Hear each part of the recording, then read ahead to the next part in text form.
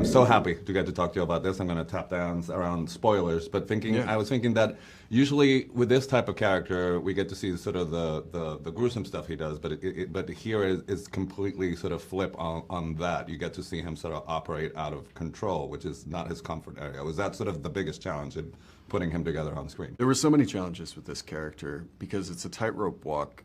And he has to be credibly scary, but he also has to be someone that you love. Mm-hmm. You have to kind of fall for him. Really, really, really hard ask for an audience. Mm-hmm. And so with Night, that was the original conversation that we had. Like, how do we make this progression seem natural and real, but also, like, how do we bring the audience along for the ride? Because that was his whole conceit. I think he's always doing this. He's bending the genre by looking at a ghost story from the ghost perspective, mm-hmm. or an alien invasion story without really seeing the alien invasion. Mm-hmm. And in this one, it's a thriller, like a single space, single set, essentially thriller, mm-hmm.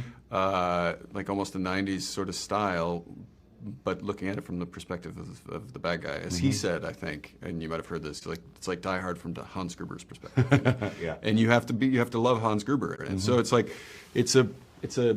a fun challenge. It was a really fun challenge. There's this line he says, that he sort of made an effort for the two lines not to cross. But we get to see him as a genuine dad. Like, that's not a put-upon thing. So those two things sort of coexist because he's with his daughter. So was that interesting to sort of manage to play both things at the same time? Yes, it was really interesting. And I would say that it isn't necessarily a completely genuine relationship at first.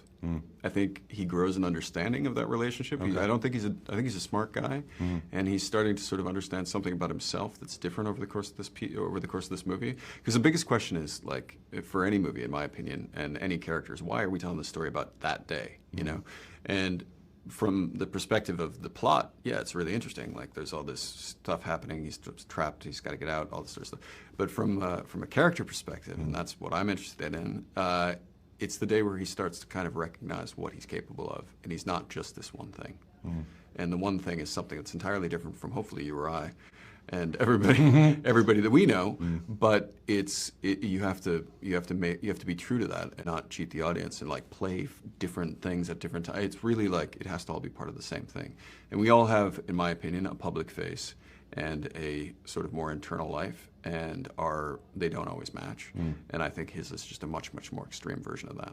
So given that you're playing somebody who likes to be in control, and your director is a great storyteller, and he seems very precise. So I was thinking about how much freedom did you feel that you had with Night as an actor? Tons. He's so collaborative, and I would say most of all of the great directors I've worked with are very collaborative. It's the ones that are more unsure of what they're doing, that need to hold on to it really tight because they don't want to lose their vision. But with someone like Night, he's so sure of where he's going with it. He's totally fine with you finding the space within it. And we had a great relationship from the beginning. We talked about it at length before we started. So we were kind of on the same page by the time we got to the filming. Cool. So where are you in your dad journey? I'm a father of twins, and they're turned 18, so they don't want to have anything to do with me. I'm on cool now, which is sort of, I'm still grappling with that. So And did you have fun sort of finding to inject little things of where you are as a dad with the character, or with the put up on part of the character? I tried not to inject much of my own life into this at all because it's a pretty dark situation. Yeah. I tried to keep the two lives separate. I meant the peeling. You know what I mean? Yeah. No, I meant the peeling of the layer. When we first meet him, Yeah. No, there's a whole.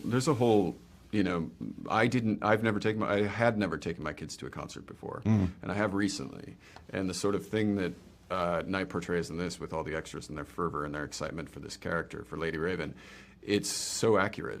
And being in that room full of thousands of extras, and they all know the music because Night had given them the music beforehand, and like having this actual concert be going on while we're doing our scenes, I was at the time sort of unaware of like how exactly accurate that was. Now I've seen it, so I wasn't able to bring like that aspect of like bringing my kids to a concert to the piece, but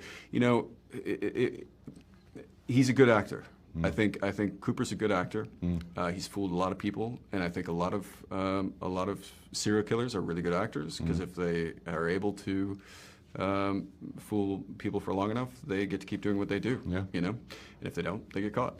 And I wanted him to be good at both sides. Okay. So yeah, You did a fantastic job. My time is up. Pleasure talking thank to you. you. About Yeah, this. nice to talk to you too. All right. Sure.